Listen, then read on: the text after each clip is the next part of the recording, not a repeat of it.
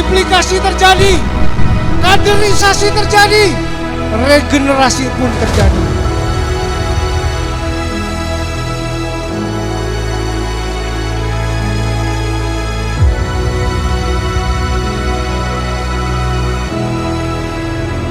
No turning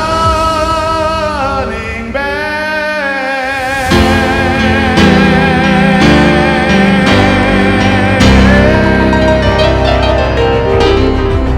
No turning back. Yang kami percaya bahwa kita semua adalah orang-orang yang dipilih Tuhan. Amen. Be strong in the Lord. Adalah orang-orang yang berbahagia di dunia.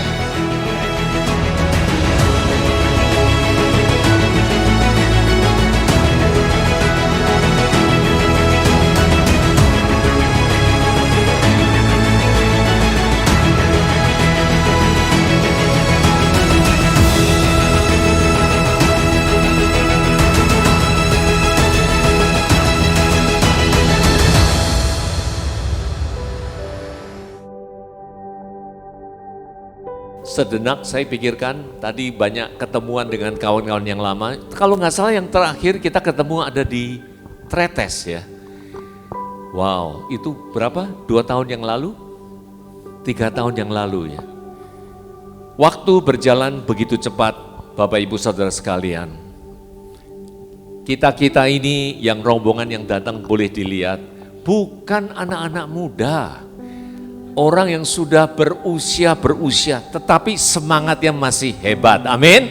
Ini yang kita perlukan, beri tepuk tangan untuk kemuliaan Tuhan. Puji Tuhan.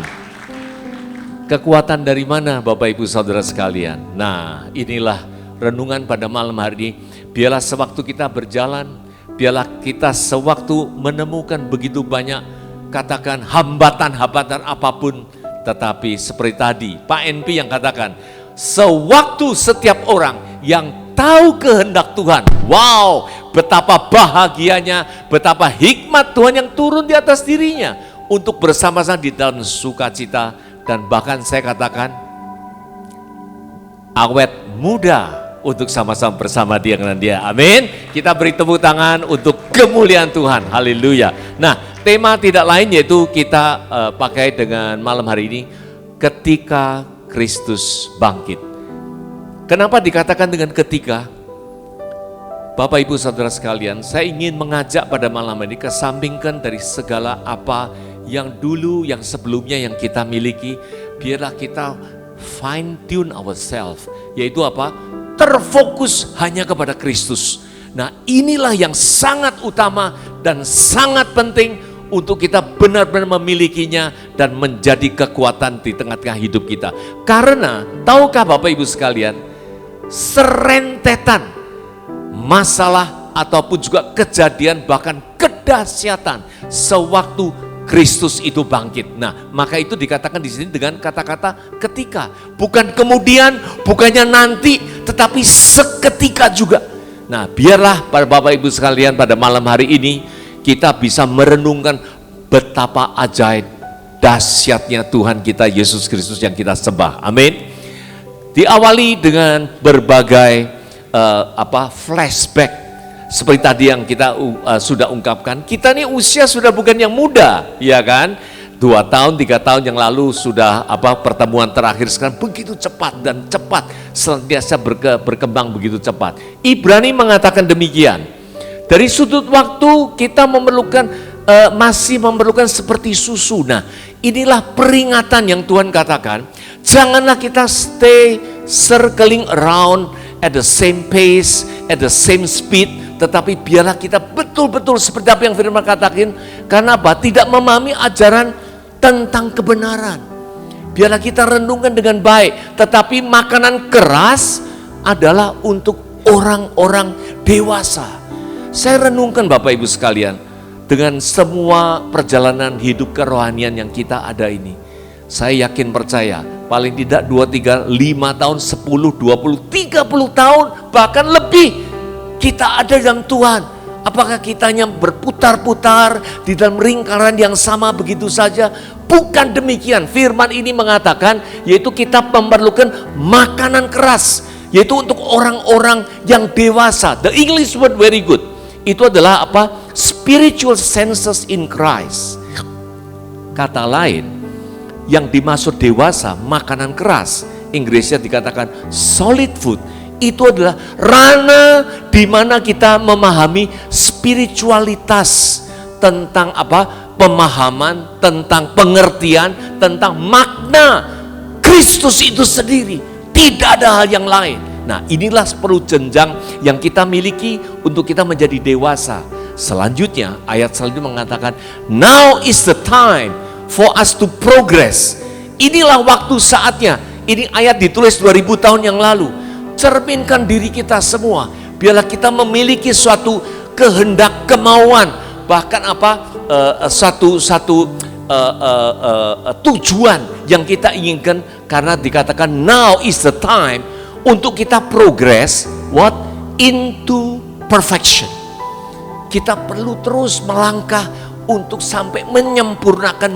Kolose 1 mengatakan, biarlah kita mengajari orang-orang, menasihati orang-orang hikmat dari Tuhan untuk membawa setiap orang ke dalam kesempurnaan Kristus. Wow, puji Tuhan, bukan lagi seperti seolah-olah kita senantiasa hanya menggumuli soal masalah-masalah seperti yang di dalam Ibrani katakan tumpang tangan. Baik, itu semuanya baik, tetapi lebih daripada itu, biarlah kita makanan solid food ini untuk dewasa di dalam Kristus. Kita memiliki pemahaman spiritual senses di dalam ranah rohani. Inilah kita perlu pahami Kristus Sang Juru Selamat yang kita sama-sama semua miliki ini. Nah, penekanan yang lainnya, Amsal 25 ayat 2 mengatakan, ini saya pakai Inggris karena Inggris lebih tepat, lebih komprehensif, mengatakan God concealed the revelation of His word in the hiding place of His story. Artinya apa? Tuhan itu menutupi, mengcover untuk pewahyuan tentang apa? Dia punya kata-kata, dia punya firman yang disimpan untuk kemuliaannya dia. Wow, pernahkah kita pikirkan bahwa kemuliaan Tuhan itu justru Tuhan itu punya maksud tertentu untuk menyimpannya. Maksudnya apa? Yaitu the honor of kings. Kings kecil ini adalah siapa? Tidak lain adalah kita-kita orang-orang percaya. Nah, inilah yang dikatakan the honor of king itu untuk menemukan, untuk menerima pewahyuan, untuk membukakan how they thoroughly search. Jadi bagaimana kita ini perlu apa?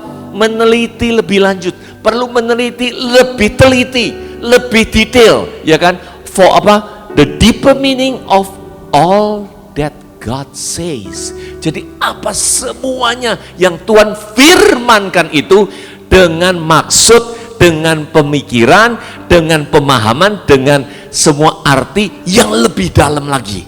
Wow, that is inline, sejalan dengan tadi Ibrani yang mengatakannya demikian. Lebih lanjut kita katakan sebagai penekanan, karena inilah firman yang Tuhan ucapkan sendiri.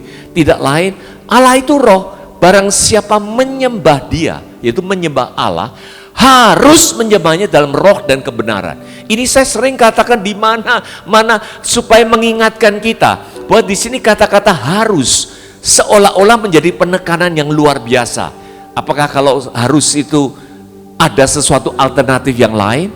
Kita semuanya tahu tidak ada, karena Allah itu roh. Kita menyembahnya harus dengan pengertian dalam roh dan kebenaran itu. Nah, lebih lanjut lagi supaya ini merenungkan sebagai titik-titik tolak yang perlu kita miliki. 2 Petrus menekankan begini, bertumbuhlah dalam kasih karunia. Ini adalah 2 buku Petrus yang ditulis dan ayat yang terakhir. Biasanya saya nggak tahu warisan, tulisan atau apa yang terakhir itu memiliki makna yang sangat penting. Nah, tidak lain yaitu Petrus punya pesan, bertumbuh. Kita perlu bertumbuh. Kita bukan hanya kembali-kembali, hanya berputar-putar seputar begitu dengan kita punya problem tiap hari. Tidak, ini bukan yang Tuhan ajarkan. Nah, bertumbuhlah apa? Dalam kasih karunia, dalam perolehan dari Dia yang secara cuma-cuma, dalam grace-nya Dia, bukan kebaikan kita, bukan kekuatan kita, bukan kehendak kita. Nah, inilah sebagai dasar iman yang Petrus katakan supaya kita bertumbuh di dalam kasih karunia, bukan lagi kekuatan kita. Capek Bapak Ibu kalau kita pikirkan itu. Bukankah kita dirudung begitu banyak masalah tiap hari, tetapi Rasul Petrus ngomongnya begitu baik. Kita bertumbuh dalam kasih karunia. Satu ayat yang kita semua kenal, yaitu Tuhan Yesus mengatakan, yang dikehendaki itu bukan apa? Kurban persembahan, tetapi apa? Kita ada belas kasihan dari Tuhan. Nah, inilah ayat-ayat yang kita bisa renungkan, sudah Tuhan Yesus ucapkan untuk kita menyimak apa yang artinya itu. Our dependency to God is not 60%, is not 70-80, but 100%. Totally, karena di sini kita bertumbuh dalam kasih karunia. Nah, kalau kasih karunia ini tertuju kepada apa? Di dalam pengenalannya akan Tuhan kita, Juru Selamat kita, Yesus Kristus. Tidak mengarah ke lain, tidak mengarah ini. Walaupun kita di medsos sering menerima begitu banyak info, bahkan kemajuan-kemajuan yang begitu dahsyat, begitu luar biasa. Janganlah kita stay tune, kita pegang firm. Karena apa? Arah kita semua pengenalan ini penting untuk kita pertumbuhkan kembali seperti tadi yang dikatakan, dalam apa? Mengarah kepada Tuhan kita Yesus Kristus. Nah, inilah sedikit untuk sebagai prolog untuk penekanan tertentu.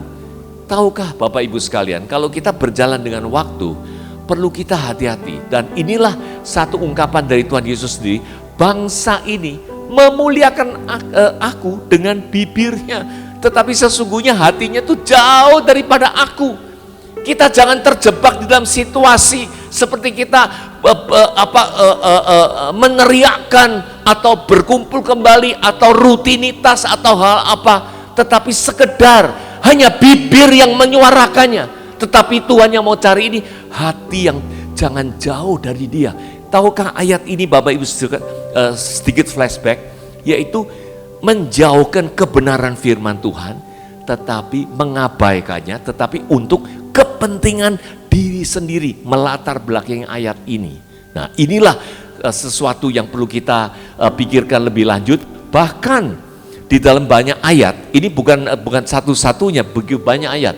Sebab aku berkata dalam perumpamaan kepada mereka, sekalipun melihat, mereka tidak melihat. Sekalipun mendengar, mereka tidak mendengar dan tidak mengerti. Ini artinya apa? Saya dulu pernah sering berpikir apa, berulang kali Tuhan Yesus dalam Matius, dalam Lukas mengatakan hal ini. Melihat tidak melihat. Artinya apa? Wow, kita perlu melihat ayat selanjutnya. Yohanes 6 ayat 63. Ini perlu supaya kita bertumbuh menjadi dewasa. Kedewasaan kita mengarah kepada rohlah yang memberi hidup. Daging sama sekali tidak berguna. Nah, inilah perkataan Tuhan Yesus sendiri yang dikatakan, yang ku katakan kepadamu adalah roh dan hidup. Kalau kita bicara soal roh, itu bukan apa yang kita lihat. Kalau kita bicara soal roh, itu bukan apa yang kita dengar secara letterlek, secara jasmania. Inilah yang dimaksud oleh Tuhan. Biarlah kita membuka dimensi rohani kita. Seperti tadi yang dikatakan itu, supaya kita lebih menelaah, lebih mendalami apa yang dimaksud oleh Tuhan. Maka itu tidak heran Tuhan Yesus mengatakan, mendengar tidak mengerti, melihat tidak melihat. Kalau kita tidak masuk ke dalam ranah apa yang Tuhan inginkan, yaitu ke dalam roh dan kebenaran, inilah yang seperti tadi dikatakan harus kita menyembah kepada Dia. Nah, mulai dari situlah supaya kita mulai belajar bagaimana untuk kebangkitan Kristus itu. Dampak dari kebangkitannya ini seperti kita tahu, 1 Petrus mengatakan rahmat-Nya besar telah melahirkan kita lahir kembali dari kebangkitan Yesus Kristus. Artinya apa? Oleh kebangkitannya itulah rahmat-Nya, kasih karunia-Nya, kita peroleh apa? Dilahirkan kembali. Wow, ini merujuk kepada mana? Yohanes 3. Yang waktu Tuhan Yesus bercakap-cakap dengan Nikodemus, kalau engkau tidak dilahirkan kembali, engkau tidak dapat melihat kerajaan Allah. Bahkan dikatakan lebih lanjut, kalau engkau tidak dilahirkan kembali dari air dan roh, engkau tidak dapat masuk ke dalam kerajaan Allah.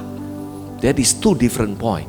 Pertama adalah sekedar hanya makna dari kelahiran kembali. Yang nextnya diartikan lebih dalam dari air dan roh. Air means firman Tuhan yang membasuh, yang membersihkan hati pikiran kita, mindset kita tiap hari. Dari roh adalah hal-hal yang roh Tuhan masuk ke dalam hidup kita ini untuk menghidupi kita ini supaya kita betul-betul menjadi manusia rohani. Apa maknanya? Coba kita lihat. 1 Korintus 15 mengatakan, Kristus kalau tidak dibangkitkan, sia-sia kepercayaan kita, percuma. Maka itu kita perlu maknai kebangkitan Kristus membawa kelahiran kembali bagi kita. Kelahiran kembali itu adalah apa?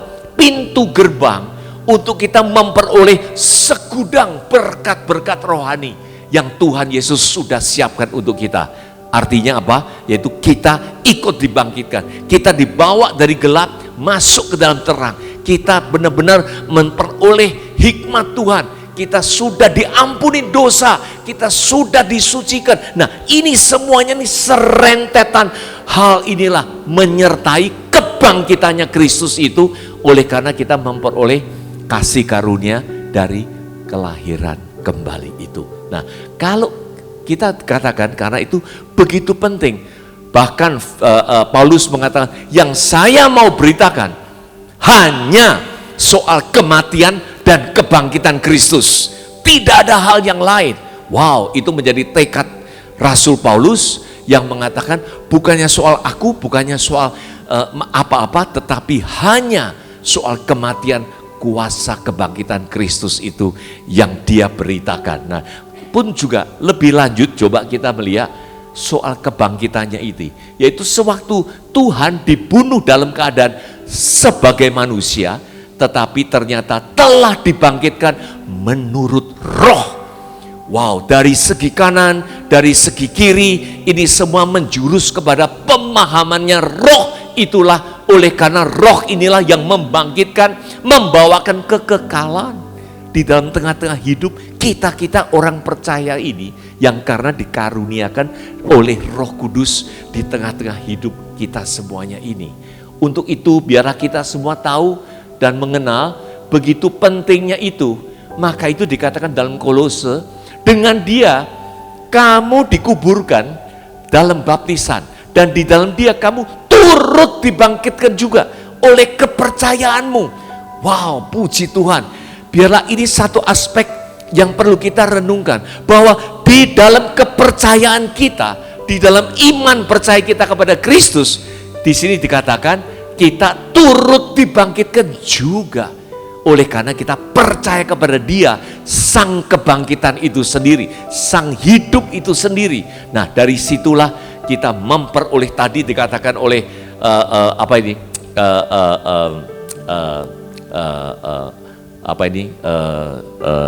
pembawa acara, bahwa biarlah kebangkitannya membawa kekuatan. Yes, that's right. Karena kita ini turut dibangkitkan oleh kepercayaan kita ini di dalam Kristus. Jangan lupa, bahkan di dalam Roma pun mengatakan, jika kita telah menjadi satu dengan apa yang sama dengan kematiannya, karena kita ini pun juga ikut mati bersama dengan Dia, kita juga menjadi satu dengan apa yang sama dengan kebangkitannya.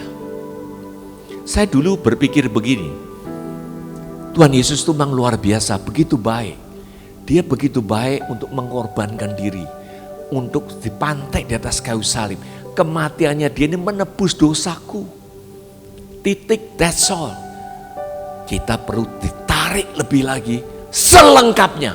Sewaktu kematiannya dia ini, sewaktu kita percaya oleh kepercayaan kita, kita pun ikut seperti Roma lengkapnya. Karena ini saya mengutip cuman kalau ayat 3 ayat 4 kita masukkan juga, kita turut ikut di dalam kematiannya, dikubur bersama-sama, dibangkitkan pun juga bersama-sama. Wow, inilah konklusinya dari sini, telah menjadi satu di dalam kematiannya pun menjadi kesatuannya di dalam kebangkitannya juga. Puji Tuhan Bapak Ibu sekalian, biarlah di mana kita berada, problem apapun yang ada, Tuhan Yesus mengatakan, Dia ini adalah Sang Mesias, Allah yang hidup. Di hadapannya Markus mengatakan, tidak ada yang mati. Semuanya dibangkitkan, semuanya hidup, semuanya ada di dalam anugerahnya. Sewaktu kita memiliki problem, kita tidak tahu bagaimana, tetapi biarlah sewaktu kita memahami ini, Roh Kristus yang menghidupkan saya ada dalam aku. Biarlah kita senantiasa bersyukur kepada Dia, dan Tuhan akan memimpin kita keluar lebih dari pemenang. Amin. Kita beri tepuk tangan untuk Tuhan. Itulah pemahaman yang penting. Di dalam usia yang saya sekarang begini ini, saya melihat bukannya suatu problem-problem yang menekan hidup kita. Tadi Pak NP mengatakan biarlah kita tahu kehendak Tuhan. Inilah salah satu bagian dari kehendak Tuhan, supaya Dia membangkitkan kita juga.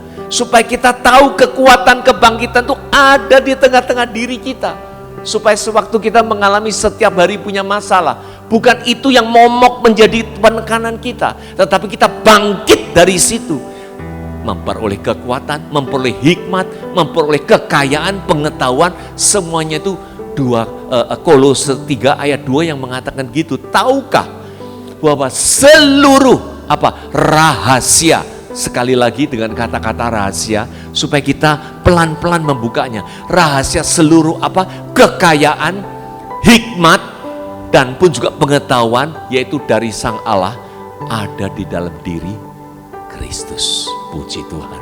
Untuk itulah menjadi fokus setiap dari kita ini. Bapak Ibu sekalian, saya ingin merenungkan sedikit mungkin kesaksian. Anak-anak saya semuanya sekarang mulai bertumbuh dengan cepat karena waktu. Nah, selain dengan mereka terjun dalam dunia bisnis pun juga saya sering begini, kalau filosofi saya, apakah kita mau berhenti bekerja? Tidak. Ini sering dengan Pak NP, dengan Pak Edi, dengan rekan-rekan yang lainnya. Ini kita ini ngapain? Ya kita tetap bekerjalah. Saya katakan gitu sering. Nah, saya tiap hari tetap masih mengantor. Monitor, mengepus anak, begini, begitu, dan lain-lain. Supaya kita punya brain is working. Amin. Kita jangan sekali-kali, jangan let our brain stay and then bagaimana? Wow, akhirnya tidak berfungsi dengan baik lagi, dan bahkan itu cepat tua loh. Amin. Ya. Dan saya bangga sekali seorang mantu yang saya peroleh dari anak perempuan saya, yaitu Eri Erastus itu. Wow, dia begitu rajin, dan dialah yang mengolah hotel ini. Hotel Art Hotel, ini sedikit cerita saja. Ini hari menjadi hotel chain salah satu yang terbesar di Indonesia. 100 hotel lebih sudah di dalam rangkum manajemen kontraknya. Mungkin kira-kira ada 10.000 kamar kira-kira. Dan begitu dahsyat, begitu luar biasa. Anak muda sekarang sudah bukan lagi apa yang kita bisa pikirkan. Mereka maju, forkliftnya jauh ke depan. Amin. Nah, untuk itu saya berikan hormat kepada besan saya yang ada hadir pada malam hari ini, Ibu Anita. Sebagai Ibu, silakan berdiri. Ibu Anita, ya, terima kasih. Dialah ini sangat gigih melayani Tuhan, begitu rajin dan semuanya. Kita beri tepuk tangan untuk kemuliaan Tuhan. Begitulah hidup kita ini, karena kita dibangkitkan, karena kita sering mau aktif, karena kita mau mendengarkan ini itu dan mengkoreksinya dengan baik. Hikmat Tuhan turun di tengah-tengah kita karena kita udah dihidupkan dari kebangkitannya ini. Nah, inilah satu hal yang perlu kita pegang dengan baik. Ketika Yesus dibangkitkan, kita pun jangan sekedar melihat Dia di atas kayu salib begitu dahsyat untuk menebus dosaku, aku bersyukur, terima kasih. Bukan sekedar itu, kita pun ikut dipantaikan oleh karena dosa kita semua, kita terlepaskan, pun juga kita ikut bangkitnya Dia. Haleluya, puji Tuhan. Kita beri tepuk tangan Tuhan untuk kemuliaannya. Maka itu Kisah Rasul tercatat kejadiannya begini. Orang-orang itu sangat marah karena mereka mengajar orang banyak memberitakan bahwa dalam Yesus ada kebangkitan dari antara orang mati itu. Nah, inilah apa yang dialami oleh para rasul saat itu. Dimarahi banyak orang karena memberitakan kebangkitan yang ada di dalam Kristus. Nah, inilah yang di luar pemahaman pada umumnya pada orang-orang yang di luar percaya kepada Kristus itu. Nah, pun juga yang lebih hebat lagi, Kisah Rasul 4 ayat 30 mengatakan, kuasa yang besar Rasul memberikan kesaksian tentang kebangkitan Tuhan Yesus, dan mereka semua hidup dalam kasih karunia yang melimpah-limpah. Puji Tuhan. Itulah sumber kehidupan yang kita peroleh karena kebangkitannya Tuhan Yesus. Karena memimpin di dalam apa? Pelayanan kita maupun kesehatan kita mungkin akan lebih baik, maupun apa? Bisnis kita pun juga. Karena di dalam kebangkitannya itulah kita memperoleh pencerahan, memperoleh hikmat, memperoleh pengetahuan, memperoleh yaitu semuanya, yaitu makna-makna yang lebih dalam yang Tuhan inginkan dari kita semuanya ini. Seperti ayat demi ayat yang mengatakan demikian itu. Terakhir, satu aspek yang penting yang perlu kita miliki. Tahukah Bapak Ibu sekalian, Yohanes 2 mengatakan gini, rombaklah bait Allah ini dalam 3 hari. 3 hari itu menandakan apa? Bapak Ibu sekalian, tidak lain yaitu kebangkitannya. Inilah yang perlu kita pahami. Bahasa Alkitab yang perlu kita renungkan dengan baik. Dalam 3 hari kebangkitannya ini, aku akan mendirikan kembali. Wow, ini kalau ayat ini dibaca seterusnya, orang semuanya pada komplain, ini apa-apaan kok mengatakan gitu. Tahukah bait Allah itu 46 tahun dibangunnya. Masa dirombak 3 hari terus didirikan kembali? Bukan begitu yang dimaksud. Ini adalah dengan bait Allah ini adalah tubuhnya sendiri yang menggantikan bait Allah itu. Amin. Karena kebangkitannya dia ini juga. Nah, inilah tubuhnya yang dia dirikan untuk menggantikan bangunan yang diciptakan oleh tangan manusia. Tidak mau lagi. Tuhan tidak lagi berkenan. Karena dia ingin di dalam roh dan kebenaran itu hidup di tengah-tengah orang-orang yang percaya ini semua. Amin. Nah, lebih daripada itu, Efesus mengatakan suami adalah kepala dari istri, ya kan? Sama seperti Kristus adalah kepala jemaat. Amin. Kita tahu gereja-gereja komunitas ini semua adalah tubuh Kristus. Siapa kepalanya? Kristuslah kepalanya itu. Maka itu dikatakan karena kita adalah anggota tubuhnya. Kita semuanya adalah anggota tubuhnya. Sehingga keduanya ini menjadi satu daging. Artinya apa? Bagaikan suami istri ini yang sudah menjadi satu daging itu. Nah, selanjutnya ayat 32 mengatakan rahasia ini besar. Tetapi yang aku maksud ialah hubungan Kristus dengan jemaatnya. Jadi bukan aja sekedar kita ini menjadi tubuhnya, tetapi yang dihubungkan sebagai suami istri ini adalah rahasia besar, yaitu hubungan Kristus dengan jemaatnya itu. Sebagai tubuhnya itu, anggota tubuh itu, hubungan Kristus dengan jemaatnya bagaikan suami istri. Sewaktu 3 hari yang telah dia bangkitkan itu untuk dia mendirikan tubuhnya ini sendiri sebagai apa? Komunitas yang tak terbatas lagi, yang menyeluruh, mendunia, dimanapun semuanya ini adalah tubuhnya itu sendiri. Dari inilah rahasia yang besar ini. Biarlah kita renungkan, hubungkan kita dengan Tuhan bagaikan suami istri. Inilah rahasianya, sudah menjadi satu di dalam Kristus. Bahkan 2 Korintus 6 ayat 17 mengatakan, barang siapa mengikat dengan Tuhan, dia itu adalah dalam satu roh dengan dia. Apakah hal apa yang bisa memisahkan kita? Roma 8 ayat 3, tidak ada apapun, kesusahan apapun ini yang bisa sanggup memisahkan dengan kasih Kristus. Karena betul-betul memang kita sudah menjadi satu dengan dia. Puji Tuhan. Luar biasa Bapak Ibu sekalian. Untuk itu perumpamaan Tuhan yang dinyatakan dalam Matius 22 mengatakan gini. Ini kisahnya seorang yang, ini perumpamaan. Again, adalah perumpamaan yang perlu kita maknai dengan baik.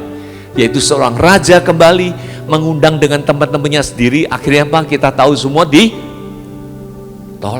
tidak mau. Bahkan dibunuh. Nah, bapaknya marah, akhirnya dibakar dan sebagainya. Berlanjutlah di dalam keberlangsungan itu karena ingin mengundang semuanya ke dalam apa? Pesta perkawinannya. Karena hubungannya inilah yang ingin dijadikannya semuanya ini berlangsung itulah. Nah, ayat 12 inilah yang terjadi. Ia berkata kepadanya, "Hai saudara, bagaimana engkau masuk kemari dengan tidak memakai pakaian pesta?" Ada seorang yang ditemukan tidak memakai pakaian pesta, tetapi orang itu diam aja. Coba interpretasikan, apa ini artinya diam? Kalau di dalam kondangan seperti ini hari, semuanya setelan jas, ibu-ibu mendandan dirinya dengan yang paling baik karena berpakaian pesta, karena tahu maknanya pertemuan. Dan ini khusus yang diperumpamakannya adalah apa? Perjamuan perkawinan untuk hubungan suami istri, bagaikan Kristus hubungan dengan jemaatnya. Inilah perumpamaan yang dimaksud ini. Ada seorang yang ditemukan tidak berpakaian pesta. Sewaktu ditegur, diam saja. Diam ini menurut pemahaman saya ada dua interpretasi. Ataukah dia ini karena tidak tahu, hanya ignorance, ya begitu saja.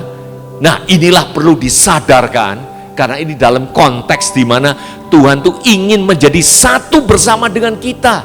Atau hal yang lain, tahu tetapi sengaja tidak mau. Masa ini semua perjamuan ini itu, saya enggak lah, saya biasa-biasa aja lah. Pakaian mungkin yang lancai-lancai atau bagaimana. Nah, inilah peneguran yang terjadi. Ingat Bapak Ibu sekalian, biarlah kita memiliki pemahaman yang benar. Apa yang Tuhan inginkan, apa yang terjadi. Lalu raja itu mengatakan kepada hambanya, ikatlah, campakkanlah ke dalam kegelapan ratapan kertak gigi. Terjadi kepada orang yang tidak sadar, orang yang menolak, orang yang tidak menyadari dengan keinginan Tuhan. Seperti tadi yang dikatakan, kita perlu memahami apa yang menjadi keinginan Tuhan. 3 hari bangkit itu membangun tubuhnya sendiri, membangun jemaatnya itu bersatu dengan Dia.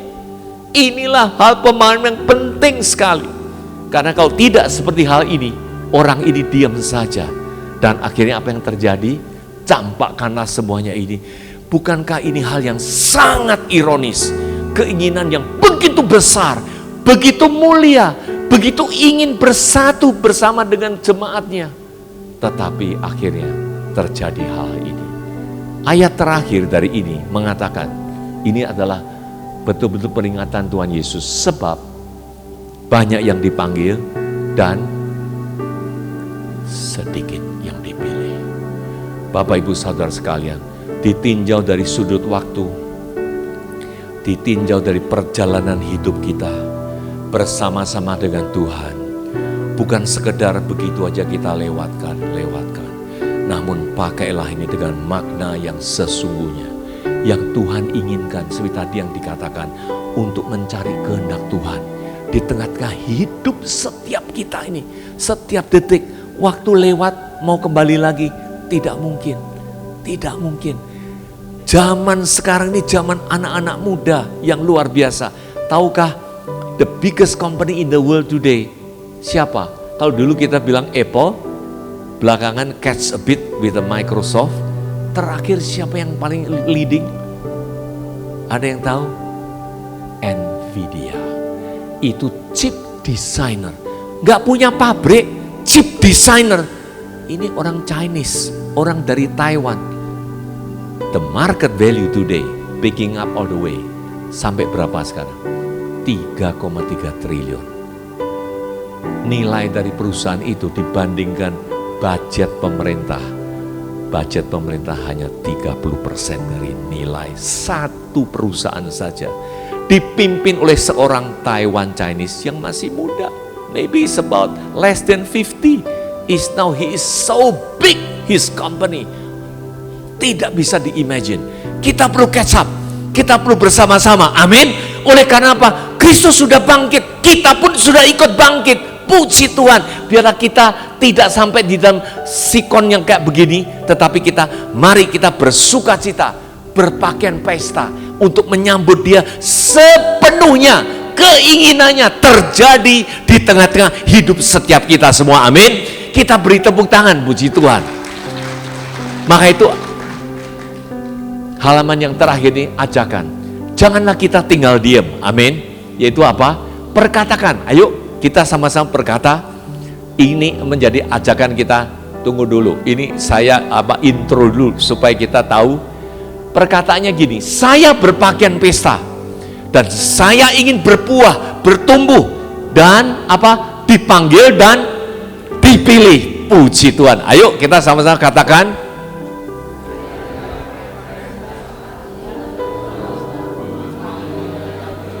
Puji Tuhan. Gini, biar suaranya lebih serentak lagi. 3, 2, 1. Sama-sama kita katakan. Saya berpakaian pesta dan berbuah, dipanggil dan dipilih. Puji Tuhan. Kita berikan puji hormat kepada Tuhan semuanya. Biarlah kehendak dia terjadi di tengah hidup kita. Kita mau berpakaian pesta bersama dengan dia. Oleh karena kita mau bersatu dengan dia. Puji Tuhan. Mari kita sama-sama bangkit. Our dependency to God is not 60%, is not 70, 80, but 100%. Totally.